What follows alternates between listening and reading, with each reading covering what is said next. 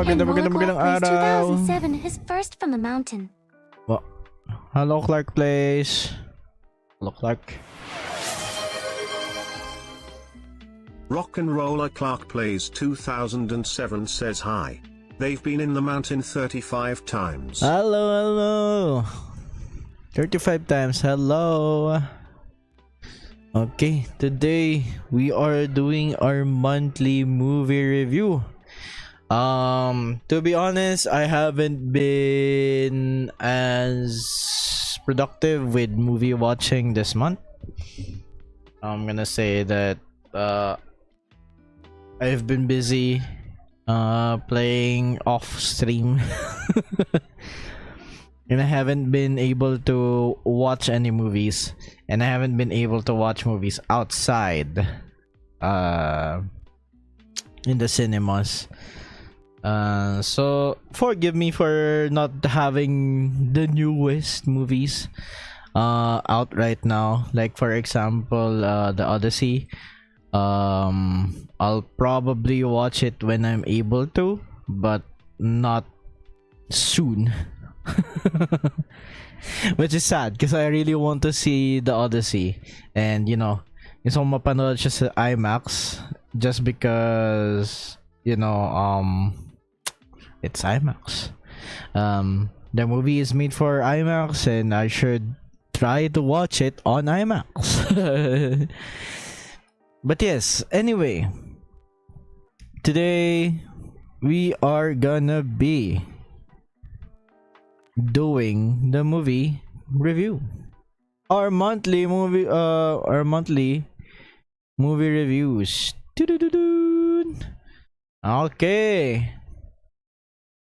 A movie review by me, by a rock golem named Treilo Stonefell.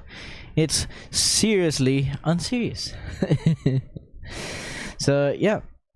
Next, if you don't know, this movie review is for fun and it's not too serious, but I will try to have objective opinions. So obviously, spoilers ahead. And if you don't know my rating system, it's here. 10 if it's a masterpiece, a must watch, or I just like it, it's 10. 9 to 8, it's good, I recommend. 7 to 6 is it's good, it's entertaining, you know, it's just okay. 5 to 4, you can watch it but it's meh, you know, those kinds of movies. 3 to 2, you can watch it but it's bad, don't waste your time, you know, you can watch it but it's bad. And number 1, or 1, the rating of 1 is bad, just bad, you know. I really give a score of 1. I think I only give a 1 once, I think. I'm not entirely sure, I can't remember, but yeah. And to begin our movie review, the first movie that we are reviewing is No Other Choice, directed by Park Chan-wook.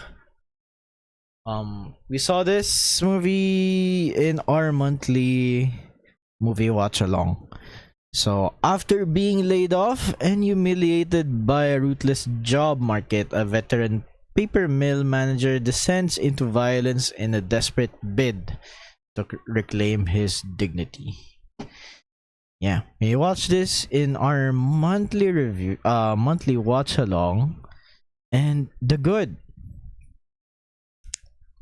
interesting characters and setting. I'd say I really like the idea that these characters are, you know, well off, but as soon as they're out of their jobs, like, there is no financial security whatsoever. And the story just descends from there. Well, I wouldn't say descend, but well, I guess it does, but you know, they kind of become normal again, I guess, you know. Spoiler.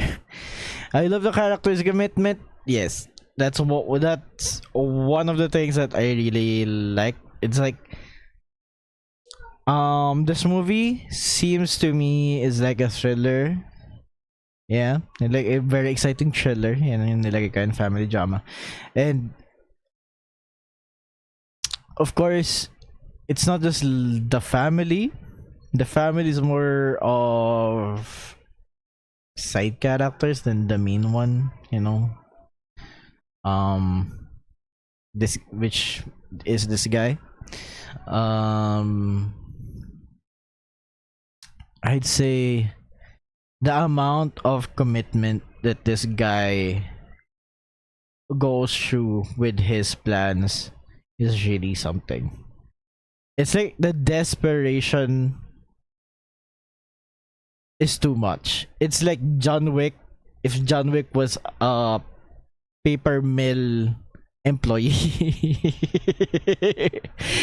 that kind of thing. It's like they have this in their mind. What else can I do? This is the only thing I know to do. And if I cannot do this, then what else is my purpose? Parang ganun. The movie is really well made. It's really shot well. That actors are acting really good. And yeah. And I like how the story is made as well. It's like you don't know what will happen next, and you're anticipating something to happen, and you're like, what is this guy gonna do? Like, how much can this guy commit to the thing that he will be doing or that he wants to do in order to get his job? But yeah. And then of course it has a realistic and yet comical depiction of dedicated employees affected by downsizing. It's, I say comical just because of the route that the character, the main guy, the MC takes in order to get his job back. I think it's absurd that of course he will result into something that bad, but the emotions and the things that he experiences after being let go of the company is kind of realistic in a way that it affects everyone in their family just because they're not really financially secured. So yeah. And the bad, I cannot think of anything that's bad.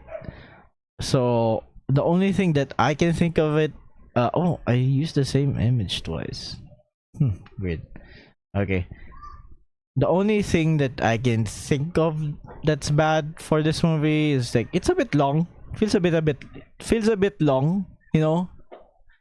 Like you feel like, oh, this is probably gonna end now.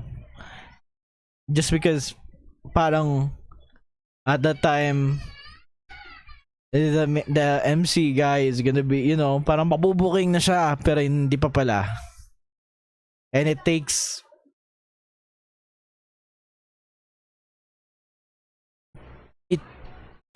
like a while to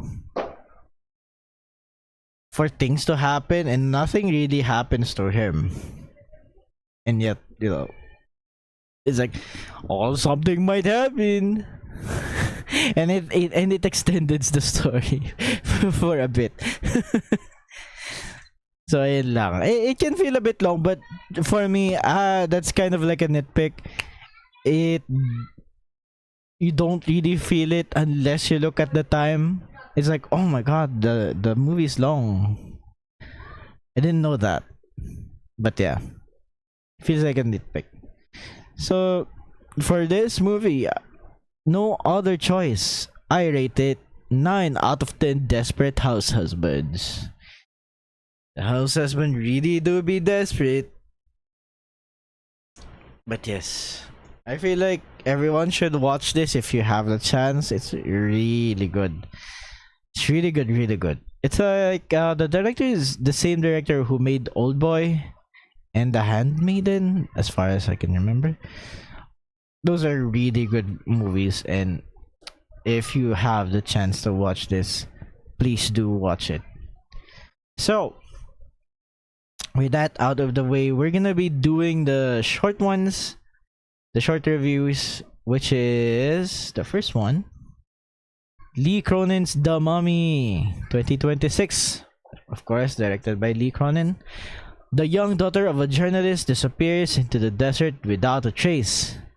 8 years later, the broken family is shocked when she is returned to them, as what she should be a joyful reunion turns into a living nightmare.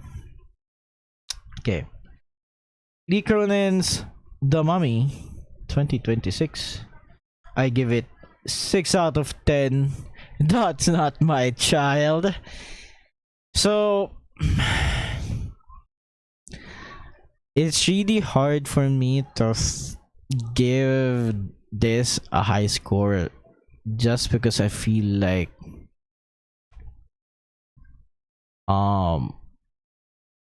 the story is kind of straightforward. There's nothing really going on like super deep.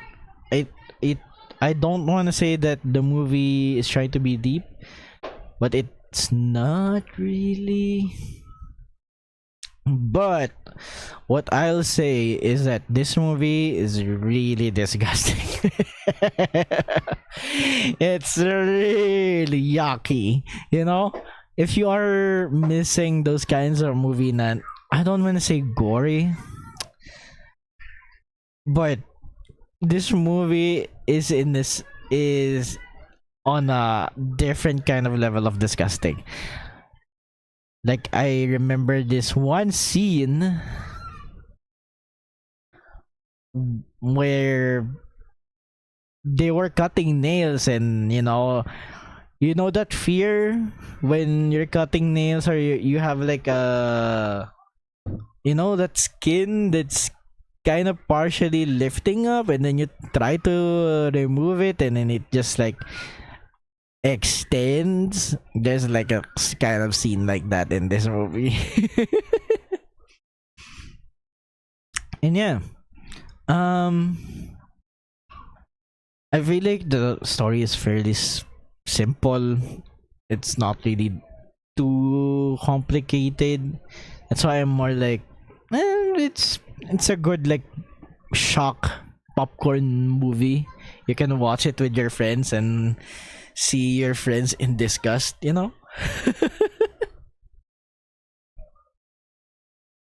So yeah, next is Ready or Not 2, Here I Come, directed by Matt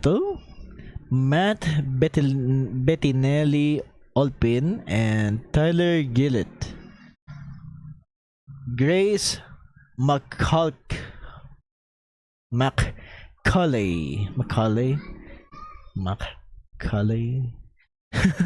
battles old wounds with her estranged sister Fate, while rival occult dynasties hunt them through a deadly contest that promises power, survival, and betrayal before dawn.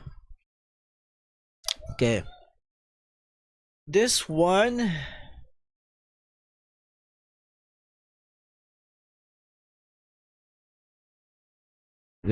I gave Ready or Not 2, Here I Come, I give 7 out of 10. Kultish tagu-taguan. I'd say this movie is still really fun, even though I feel like when I first heard about a sequel for Ready or Not, I was like, well, why do they need a sequel for that? It's already done. But I feel like this movie is I wouldn't say it takes itself too seriously, but it has that very fun action thriller horror type thing happening with it. And I think it kind of connected the first one to the second one pretty well. And another cultish family showing up isn't really out of like the ordinary. I'd say it's not like it's impossible, especially the first one. They're already a cult.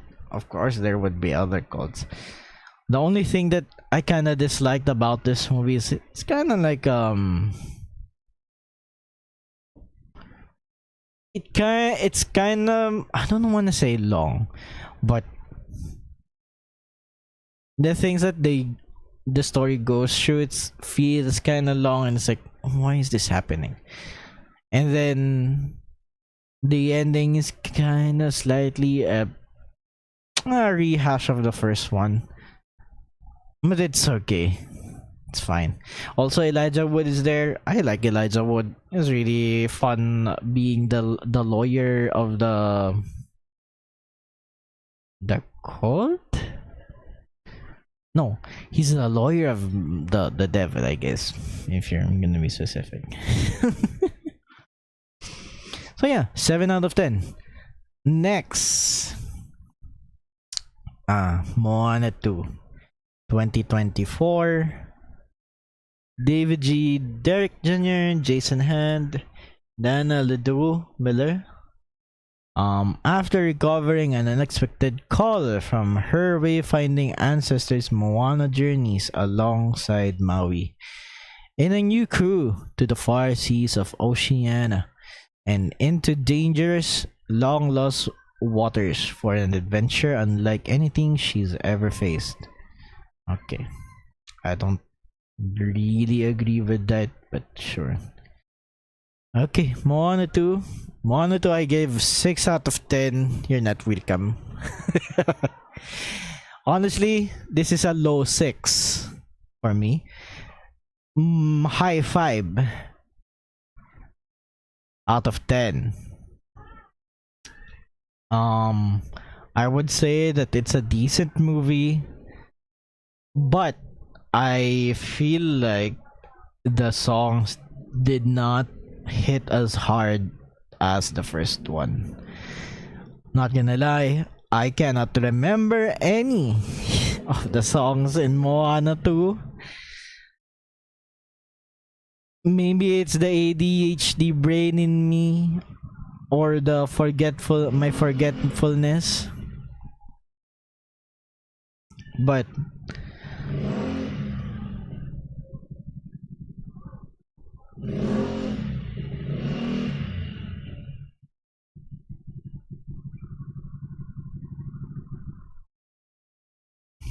the forgetfulness in me, but you know, maybe it's just like the songs, they're not that good. Like, for sure they're well made, but it doesn't sound like Moana, you know, and it doesn't have like a hard hitting one. Like, unlike the first one, I don't know. Yeah. And of course, when the movie ended, I looked at the end credits, you know. I looked at the end credits and I was like, oh, Lin-Manuel Miranda did not write any of the songs. Like, none. Except for one song, which was a song from the first one, which is the only song that I was like, oh, it's this song. In another songs in the second movie kind of like made me remember that it's a song there. So I feel like um there's not much stakes for Moana in this movie. Like sure she wants to she has to find and connect their people, but at the same time I'm like, why does it have to be her? There are other wayfinders or other people that can do it. Why does it have to be her? You know, sailing the seas is not, or like learning how to sail the sea is not an exclusive ability or skill to her. So I don't know, man. I feel like there's a lot of things that could have happened in the movie, but it just feels like there's no stakes. So I don't know.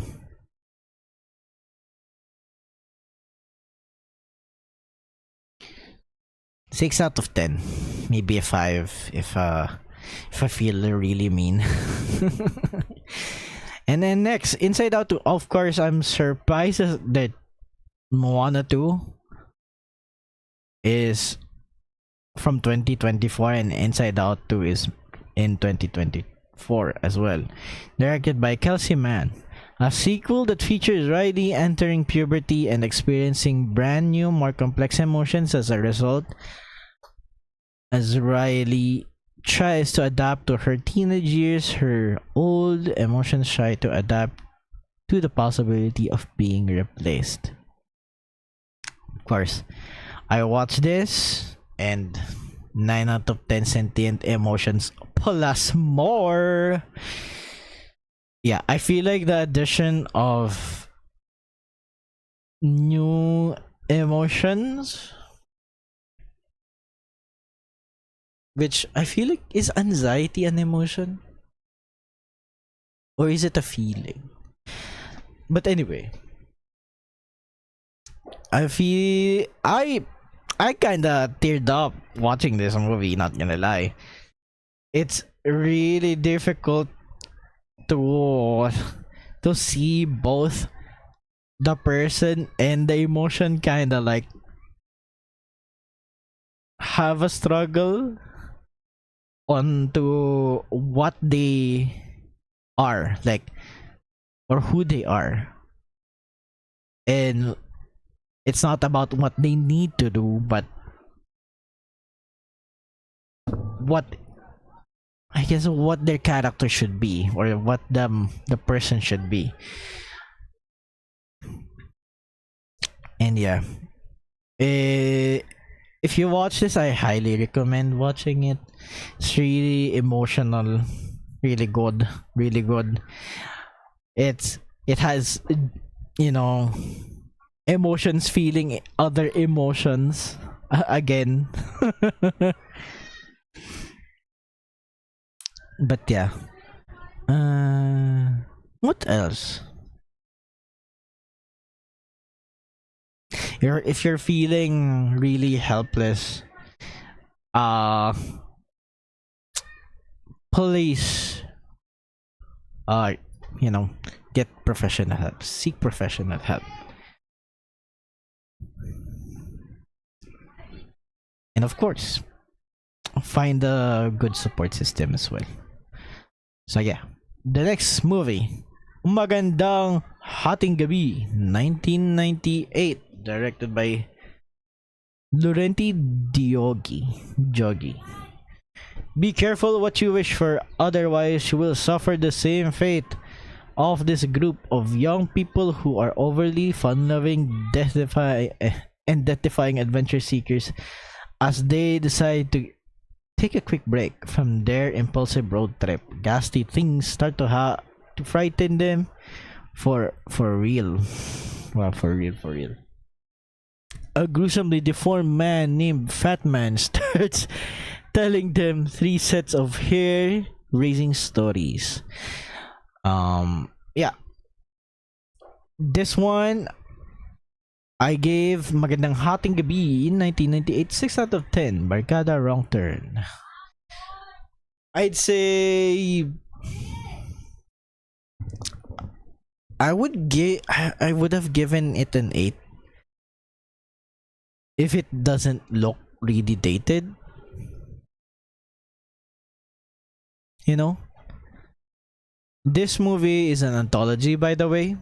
It's 3 short stories with the third one kind of like encompassing, or like uh it has all it's the main plot of the movie, I guess, or main story of the movie, I guess.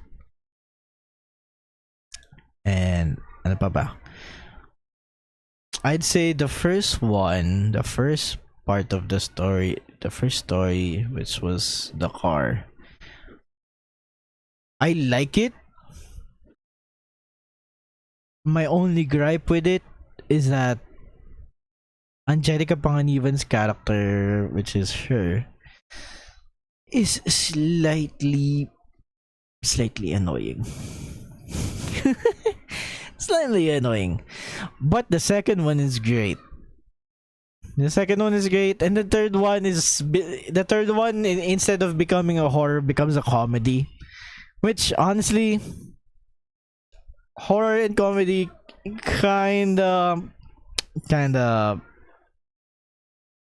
is something that you can interchange with.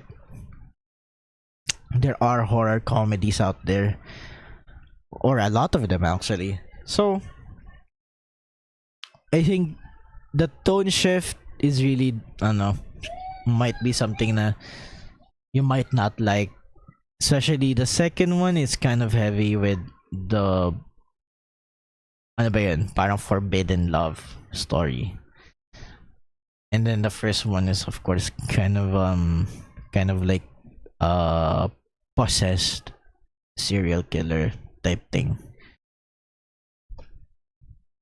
But yeah, 6 out of 10. I do recommend watching it for those who like Filipino movies. I think this is one of the better horror movies out there, or especially at the time. So yeah, especially the second one. I really like the second story, which is the Forbidden Love one. Okay, last but not the least, Los Sabongeros 2024. Directed by Brian Christopher J. Brazil. Okay. An investigation into the unsolved disappearances of Sabongeros, or like cockfighting enthusiasts in the Philippines between 2021 and 2022. I gave Lost Sabongeros 2024 8 out of 10 Sabongeros. I would say that it's a really good documentary, especially if you don't have any clue or information, like you haven't been watching the news and you don't really know much of the details of what the Lost Sabongeros are. I think it's a good documentary to watch.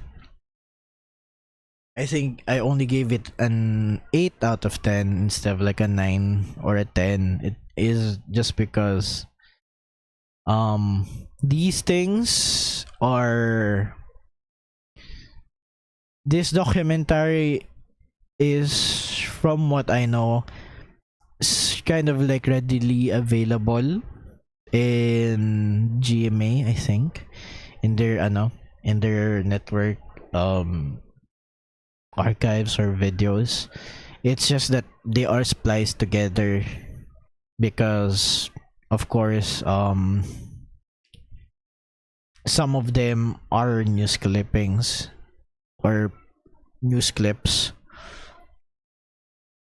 So I'd say this documentary is kind of like a good compilation of all the informations that has been out there, and some information that hasn't been out there. Only if I feel like some major and only a few things have been added here that I have not been made aware of when I was watching the news about this. So ayun, it's really good. It's really good. I'd say.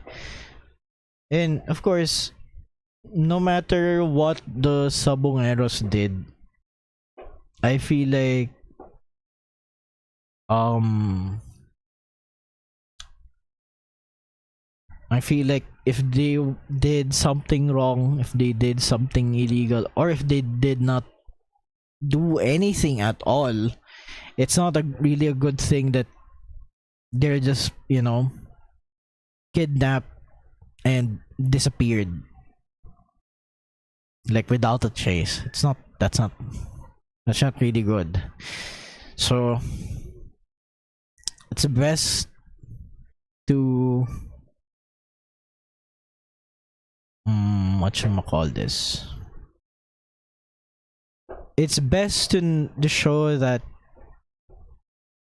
due process is a thing that should be enforced, and of course we should be trying to find the people who did this or who committed these crimes to these people, you know. So yeah, 8 out of 10. It's really good. It's really good. I feel like this documentary I've seen in the reviews being compared to Alipato at Moog, and Alipato at Moog being a more superior story about someone who was made to disappear. It has a more compelling story to it, and I feel like I'd say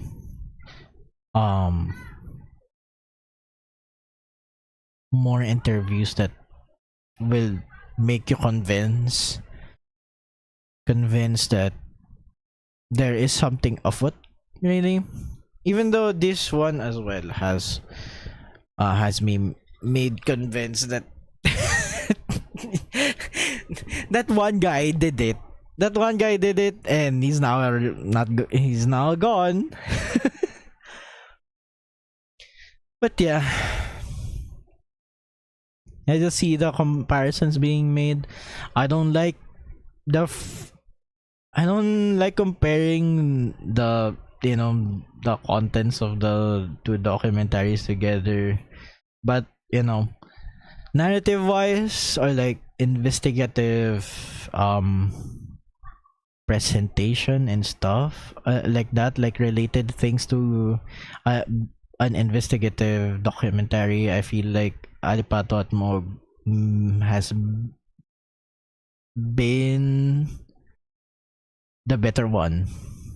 I feel like, I don't know.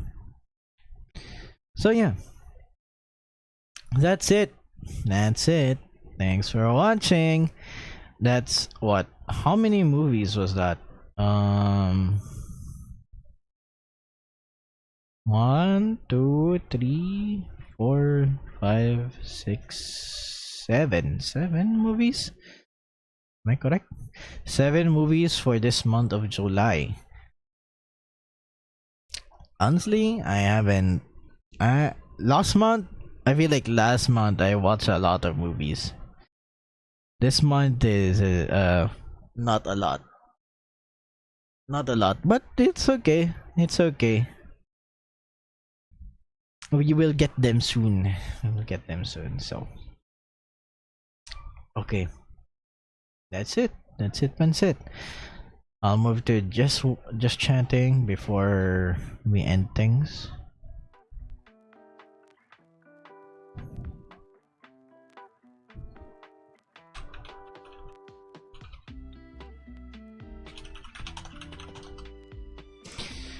Okay. We're gonna be ending our movie review. After this, I might play Palworld because I haven't been playing Palworld. So, yeah. For now, I will be ending the movie review, monthly movie review. So, I'll see you in a bit. Okay. Okay, see you in a bit, guys. Bum, bum, bum.